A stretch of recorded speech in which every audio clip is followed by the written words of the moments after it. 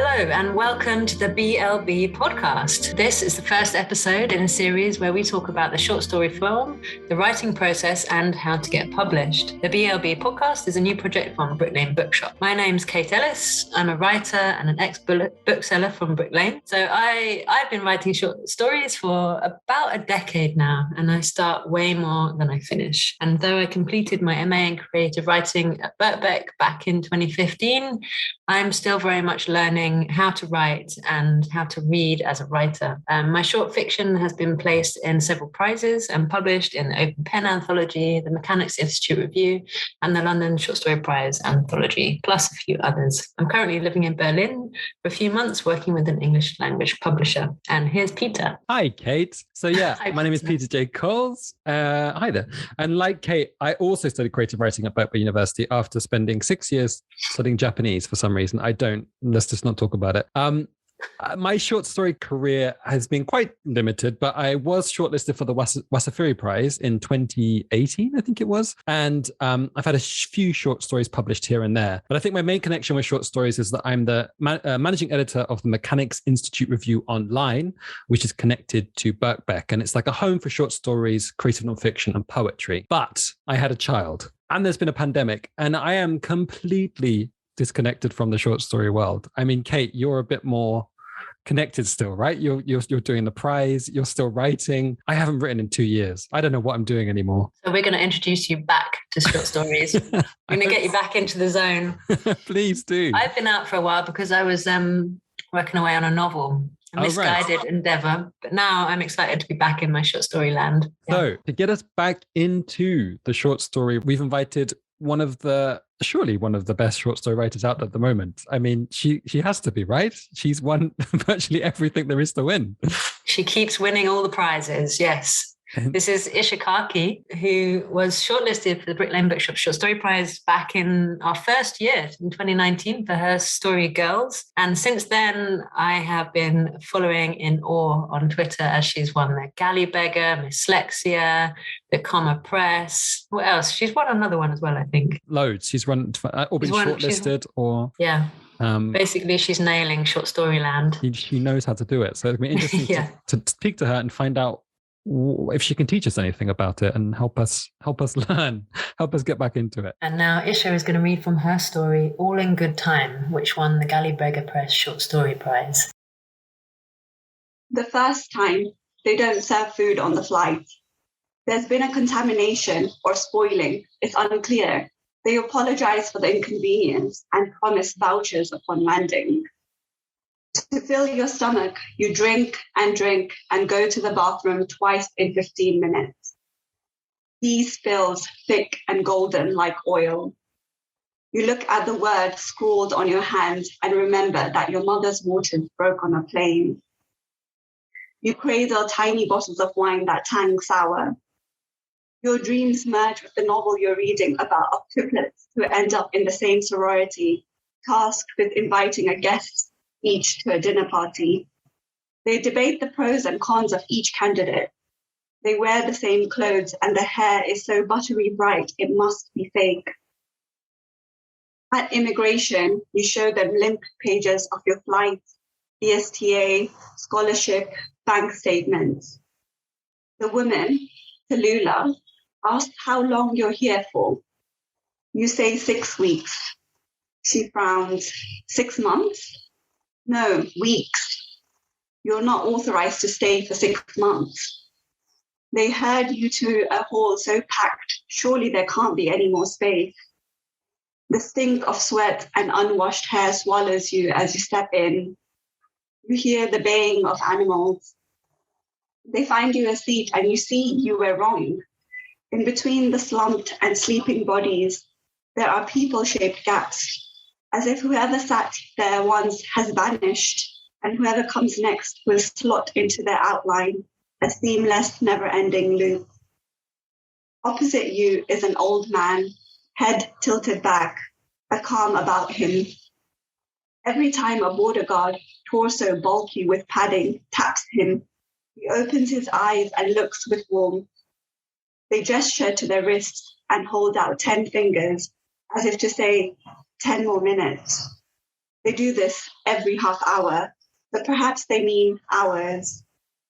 The kindness in the man's gaze doesn't change. You want to ask, have you been here long?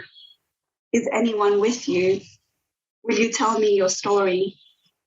But these are questions you couldn't even ask your mother. You look down at your water bottle, 2 inches of warm water sloshing inside. Bits of you are raw with hunger. The edges of your gums, where a wisdom tooth is sprouting, the swell and throb of your left ankle, the curve of your ribs. You keep hearing sounds like glass shattering, but no one else seems to notice.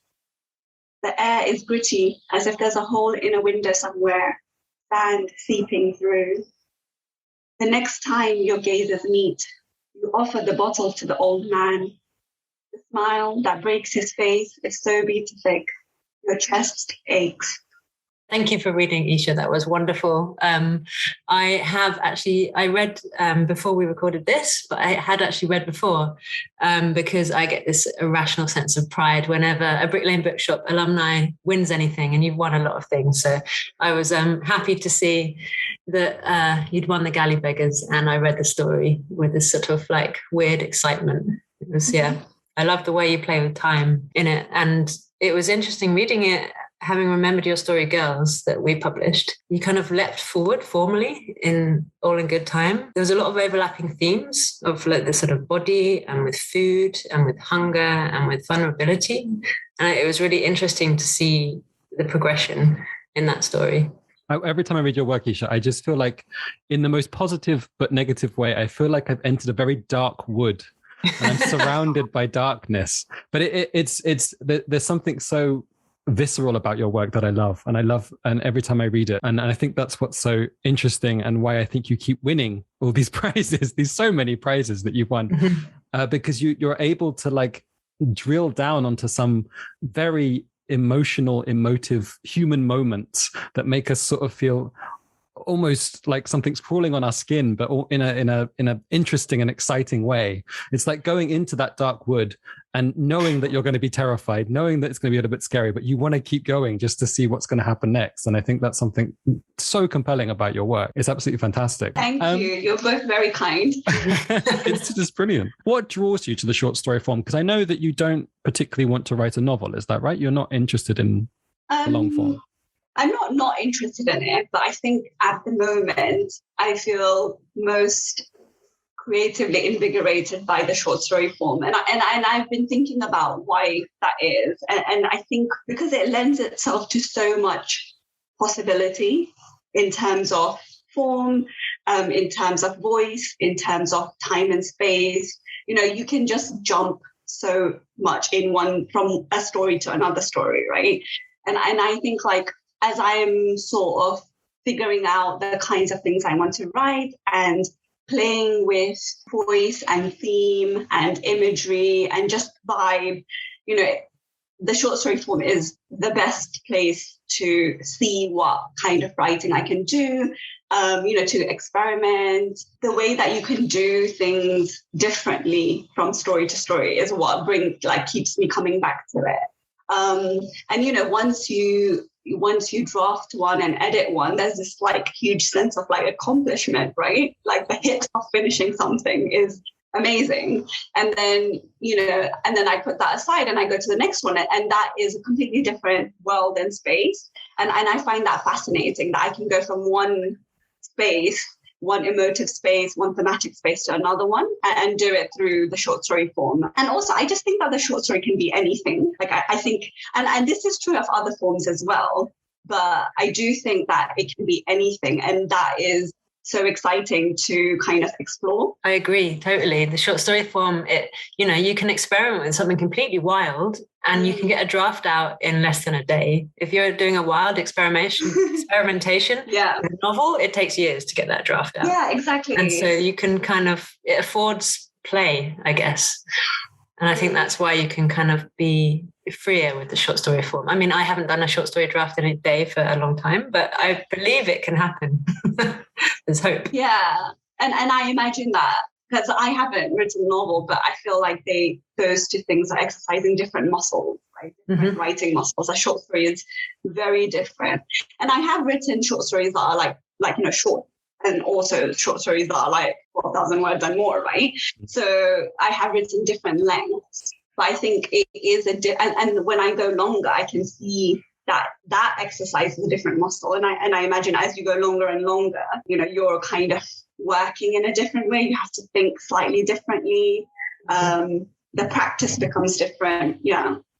Yeah, you have to consider things like consistency and sort of like character, long-term coherence and things like that. Yeah. We were in a workshop together, but something I've always noted about your work and given you comments on is that it can be cryptic. And this piece that you read for us today, it was cryptic when reading it. And I think as a majority novel writer, I find it quite difficult. I'm like, what does it mean? What's happening? What does it mean? But I am being like worn down every time I read your thing. And you don't need to know what it means, do you? You're not as long as it's not just nonsense, just loads of words like mixed together. As long as it's not that, as long as it's something powerful like your work is, then it doesn't need to have that sort of beginning, middle, and end as a novel tends to. Or do you not feel that way? Do you feel that your work does have that beginning, middle, and end? I love the idea of you being worn down by my stories, and that is almost adjacent to nonsense.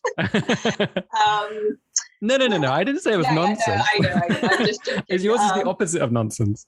Yeah. I think there's a few things in what you've said. One is that, and you're right, that it's not just you. Like I have I'm doing a PhD, so my supervisor also gives me this feedback, and my first readers often give me the feedback of things not quite making sense. And part of it is obviously that's not the final draft they're seeing. And one of the things that I do not struggle necessarily, but I have to think a little bit more about is delivery of information. So a lot of the times, like what recently I've been enjoying about the short story form is like when you present something and then as the short story sort of unravels, the thing you saw in the beginning, like there's resonances and more meaning. It takes on more meaning as you go on, but that does require obviously patience from the reader, but also for that particular reader to notice what I'm doing. And the thing is, like, a lot of the times I think I'm being very obvious in my themes and like what I'm writing, and that's clearly not the case. And I think it's quite, we're so internal with our writing, and we think that we're doing something, or like we're being obvious. But of course, readers who are reading that, they're going to come at it from a completely different position in life, in their reading influences. And so I think there's almost like a dissonance between that, the writer writing from like a very introspective, internal kind of world. So I think that's where part of the cryptic nature comes. And I'm trying to, think a little bit more about the reader's experience when they come into my short story. But also another aspect that I of that is like, as a reader myself of short stories, I think as I read more and more, I'm becoming more comfortable with the idea of ambiguity and more comfortable with the idea that, some stories and some bits of stories will speak very powerfully to me, but not all of it might, or not all stories will. So those are two things, like ambiguity and kind of, knowing that not all stories are for everybody. But yeah, the ambiguity thing is something that is almost like it's like a reading muscle that you have to exercise, like you either like it or you don't. And I think a lot of the times novels do have a more traditional structure. And if you're used to reading kind of that sort of more firmer structure that gives you that beginning, middle, and end, when you go to a short story, it might just be like, what am I reading? And I think that, I certainly started appreciating a lot more as I read more. And I always say and think that reading other short story writers and seeing what they're doing and just, looking at the possibility of the form through other writers has been like the biggest sort of teacher or inspiration to me as a short story writer. Yeah. My brain, I think, naturally is quite kind of rigid, and it's hungry for information immediately. And I think reading short stories has sort of prized my brain open in a very pleasing way, in that it sort of gets stretched by these ambiguities that you're talking about. But those are the places where the interesting stuff happens. It's like when writers present a situation without telling you what the middle or beginning of the end is, it allows you to sort of play in your own mind as you're reading it. And I think the skill of doing that is like kind of when writers know exactly which parts of their own trains of thought the reader will understand and which that they won't. So it's sort of like you were talking about at the beginning, kind of knowing where to put the information in and knowing where people will pick up and leap off from or not. It's tricky. It's a fine balance. Isha, how do you feel about those moments when you have to go back and write for the reader instead? Do you enjoy those moments now, or is it a task? Do you wish you didn't have to do it? No, I actually love editing. So, like generally, I think so much, so much of writing is editing and redrafting, right? And I think until you embrace that aspect of the writing process, it's going to feel like a struggle, or I feel like your stories might not necessarily get to the point they could do. Yeah, I don't think that I do write for readers in that sense, but I really value and appreciate when people, say, well, give me their perspective of where things are not quite making sense. And it gives me a fresh perspective on my own writing. And I do go back and make tweaks, but it might not necessarily be absolutely transforming the entire short story. It might just be adding a line, or so part of taking those kinds of feedback on board is thinking about how big does the change need to be, and figuring that out for yourself, and knowing that you don't ever have to make a change that you're not happy with. And I do sometimes think later down the line I might be thinking more about readers. At the moment, I think I'm thinking mostly about how to articulate the ideas that I want to write about, and how to, thinking about, I want to try this thing, and then doing that. So yeah, I welcome those kind of comments, and they have always helped me to clarify. So, it doesn't feel like something I need to resist, but it's something that helps me in the redrafting process. Yeah. But as I said, that might change later. I think our relationship with writing and, writing for readers and writing for ourselves is probably constantly changing, particularly as maybe more people are accessing your stories. It might be a natural thing to think about that a little bit more. But at the moment, I'm happy sort of incorporating the feedback that I get and not feeling like that's against what I'm trying to do, feeling that it's part of the process of helping me write my stories to be the best stories that they can be. Yeah. I liked what you said about knowing that you don't have to take all of the edits on, that you have, it's really nice to hear that you have that you listen to editors, but also that you have a really strong sense of where you want your story to go. And so I think that's a thing that writers struggle with sometimes, is having the kind of strength of mind to be like, oh no, this is what it's about. This is my concern in the story. I think it's nice to hear you articulate that. I do believe having sort of writing group or a critique group is one of the best things that has happened to me as a writer. But I think, people who are sort of starting out writing and showing their work for the first time to people, other writers or just general readers, and hungry for feedback. And I think it can be hard to remember that, people bring their own sort of experiences to a story, and what they are telling you is their particular view and reading of your work, whether that is what you're trying to do. And I think that can be hard, but I think part of the writing life or the writing process is knowing, which feedback to take and which feels intuitively, it's enriching your understanding of your own work. I just want to go back to this idea of darkness. Are you drawn towards more darker themes in your short stories?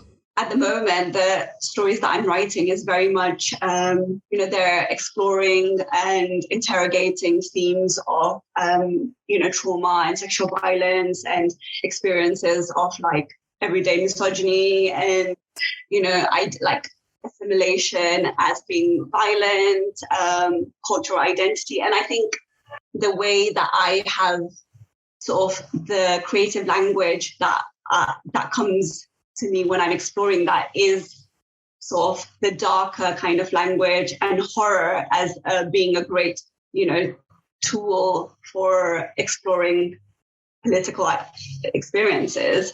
And it is definitely, I love reading darker stuff myself, I love sort of the darkness of folklore and, so those are things that appeal to me sort of naturally. And I think they are such a great sort of literary tool to articulate things that can be very hard. Yeah, that can be really hard to articulate in other ways. I think maybe this is a good time to talk about Carmen Maria Machado, because she does that pretty well, doesn't she?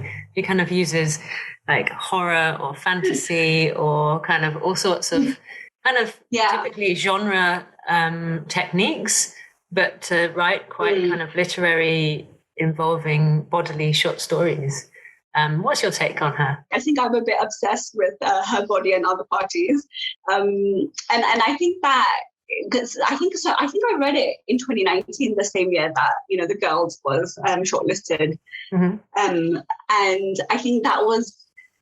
I feel like I must have like creative me, like that writer me must have imprinted on that short story collection, because I think that was the year that I was really thinking about writing as a more professional kind of, as something that I really wanted to develop. I really wanted to put my focus on, like I really wanted to take myself seriously. And that meant giving myself time and kind of exploring the themes that I wanted to write and the ways that I wanted to write it. So then I read Her Body and Other Parties, and it was so, I don't know, it blew my mind.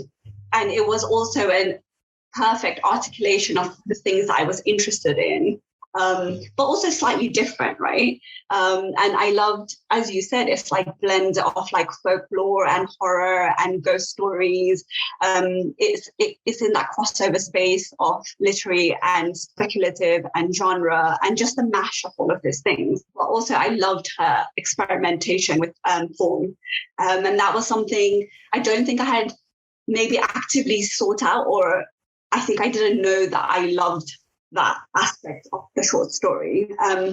And when I saw her like playing around with form and, creating these like formal limitations, but also, these like amazing creatively like things that broke traditional structures and how that encapsulated different themes. I was just so creatively invigorated by it. And I think she does very much a lot of the stuff that I, in my writing, do, which is that using the speculative and using horror as a vehicle of like exploring like traumatic experiences and looking at the body and thinking about our lived experiences. And, also she's amazing on writing experiences of queerness and sex and taking the body in all of its like messiness. And I think that's also cool. And I think, that is something that I find myself doing kind of naturally in my work as well. It's like thinking about the body in pain and thinking about, the body as we live in it, and not like this literary idea of a body, which is like all clean and,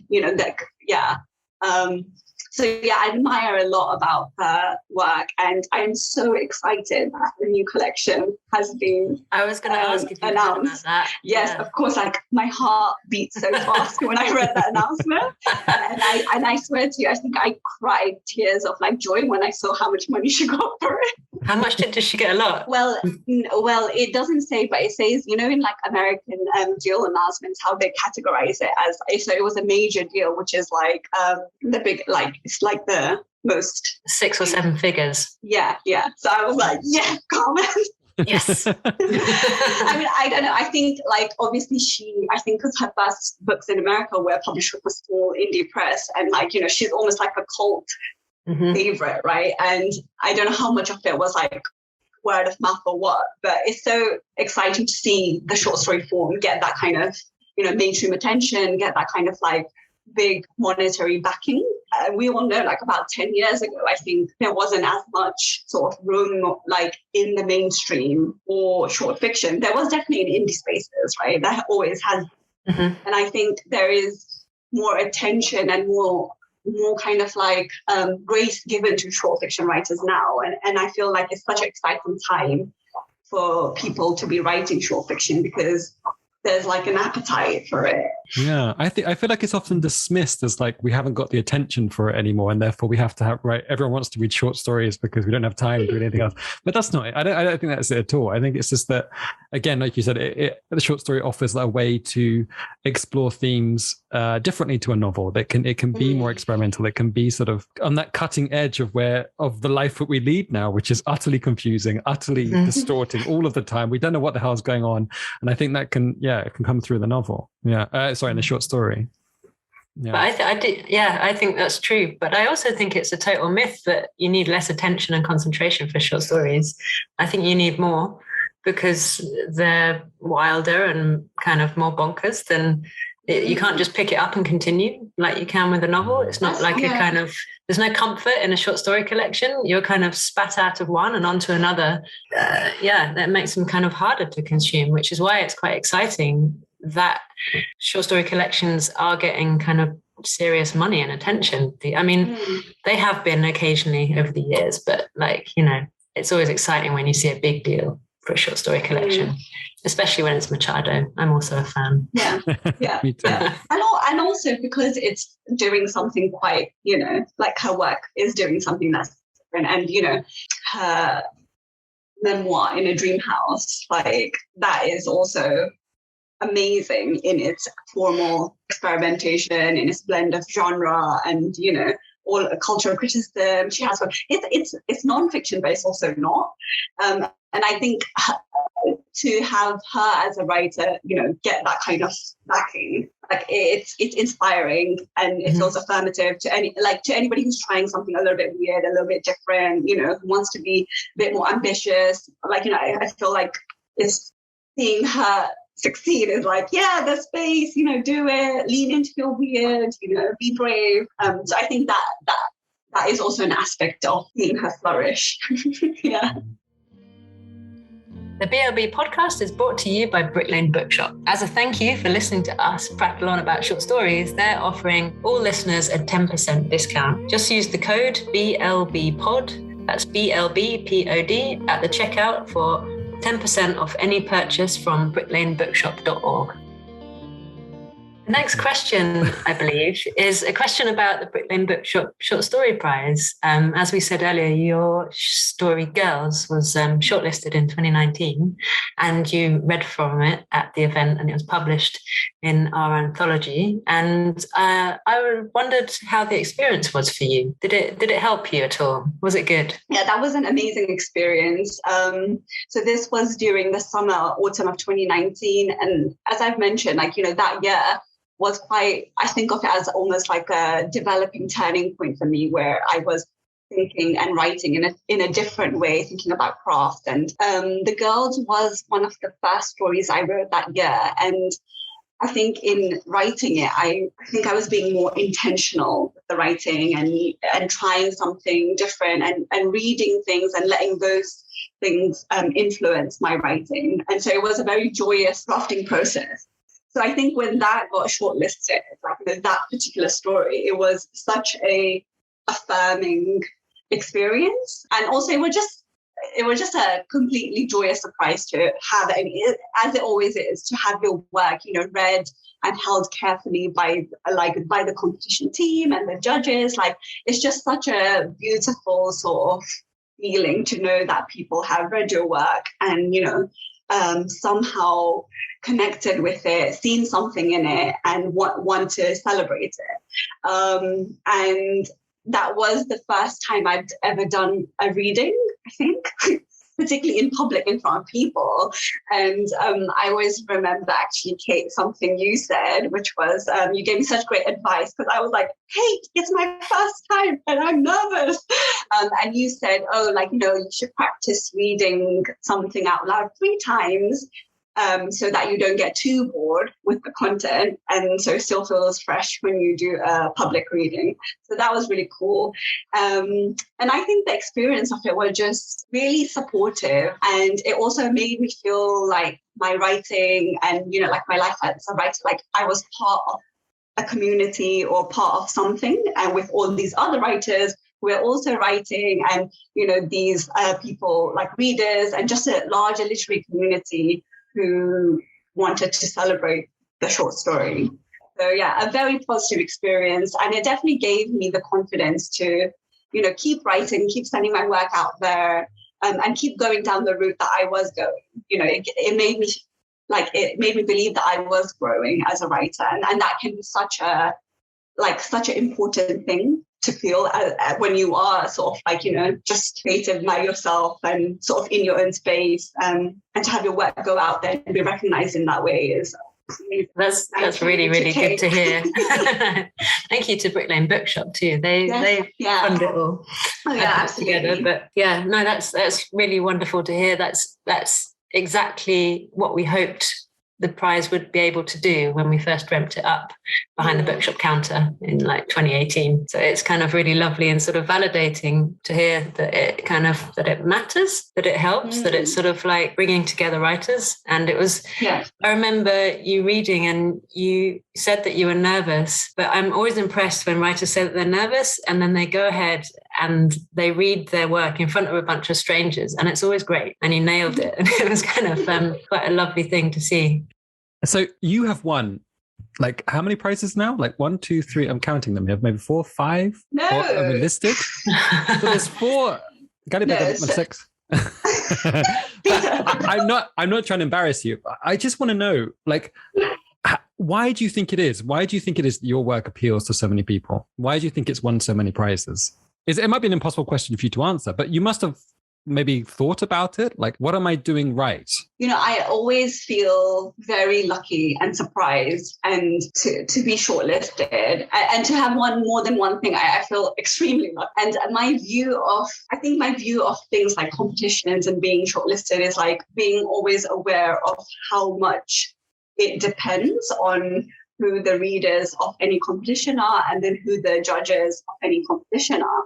And, you know, as with like just general reading anything, it's such a personal process. And I guess I've been lucky in that, you know, the judges and the readers who have read my work, which has been shortlisted or which has won, you know, it has connected with them in some way, or they've seen something in it. But, you know, I think there are so many writers who are incredibly talented and doing such amazing things with their writing. So I don't think it's anything to do necessarily with my work being particularly good, you know, and also like, you know, so I think, I've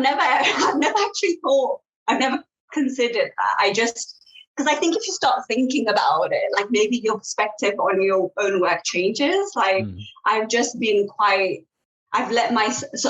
kind of focused on, you know, doing creative experimentation or kind of going where the ideas lead me, and not thinking as much about will this be seen to be a good story, right? And, you know, this is something that I hope like people take away from this, is that, you know, it is very much a personal thing when readers and judges are reading competitions. Like I've just read for the Galley Beggar Press competition for this year, and, you know, there's 5 judges, and, you know, we came up with a long list of 10, but I had so many favorites that didn't make it into that long list, like a lot, right?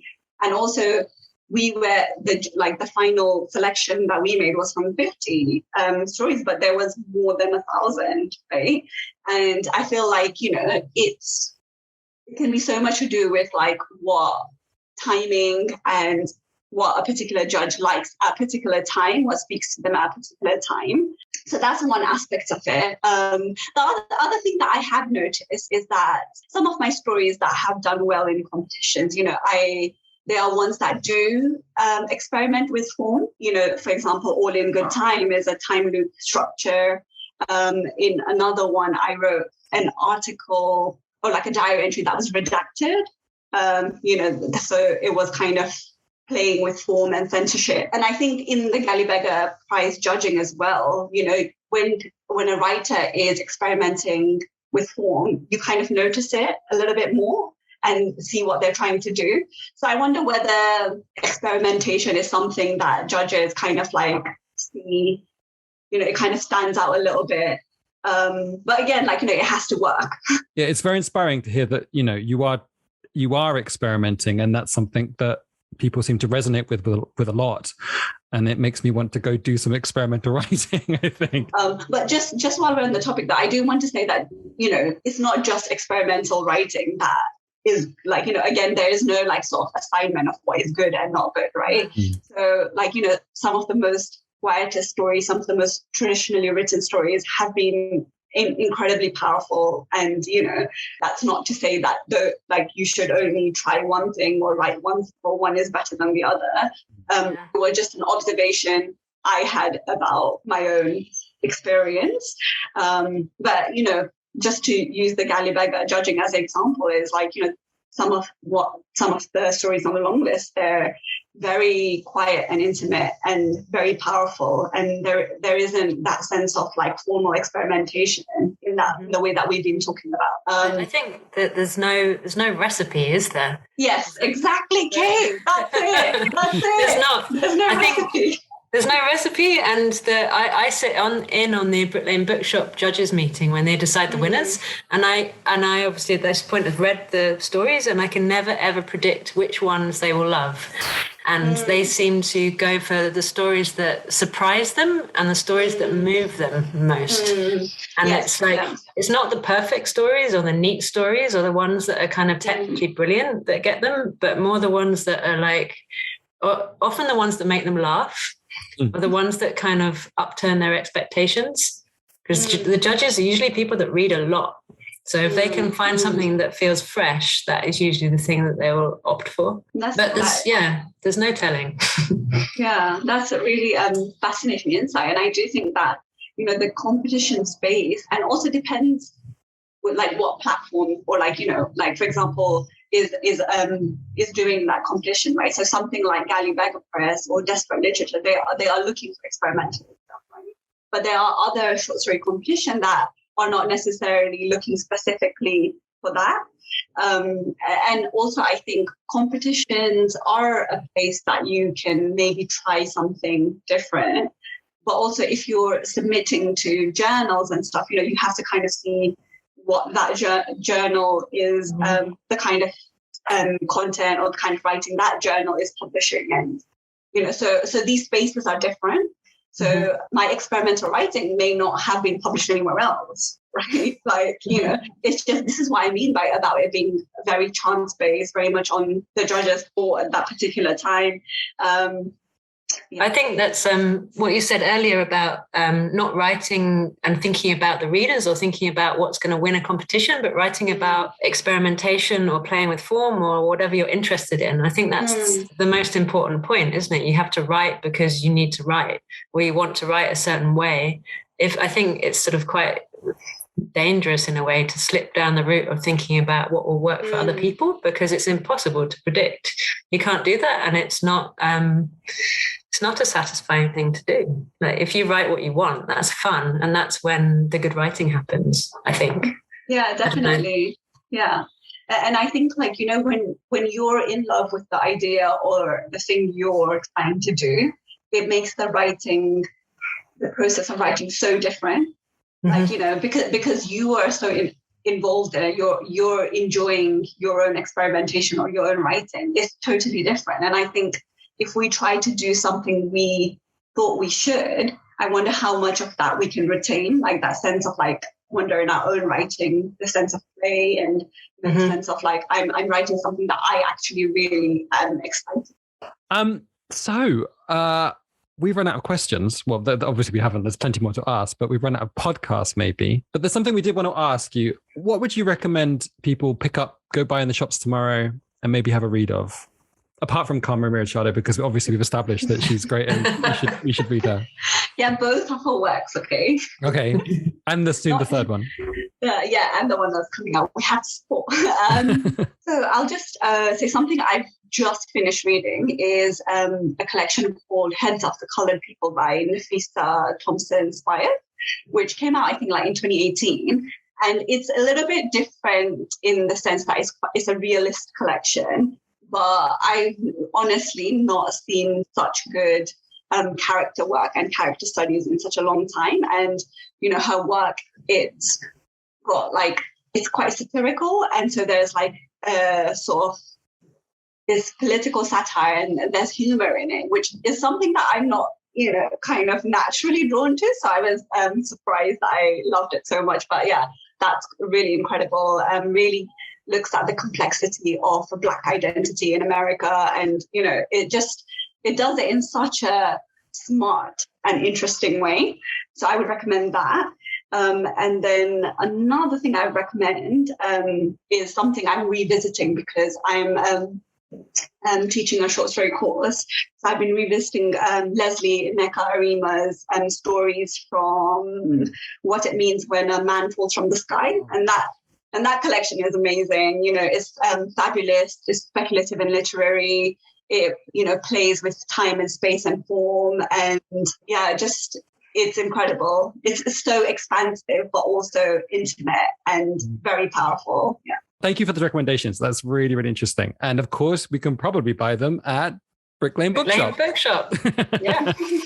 Fantastic. So come down. Thank you very, very much for coming on the podcast, the very first episode of the podcast. It was really great having you. And I think you've given so many interesting insights and so many interesting, maybe not like, again, not the recipe for writing a good short story, but just different ways you can try if you're stuck or if you want to try different things. So thank you so much for that. Thank you so much for having me. And honestly, it's an honor to be on the first episode. And thank you for asking really interesting questions and letting me ramble on. And having, it was really fun to just discuss the short story in this way with you both. It's been great to talk to you. Thank you. This podcast was brought to you by Brick Lane Bookshop. Music was by Andrew Everett, and it was produced and edited by Kate Ellis and Peter J. Coles. Find us at bricklanebookshop.org or wherever you find podcasts.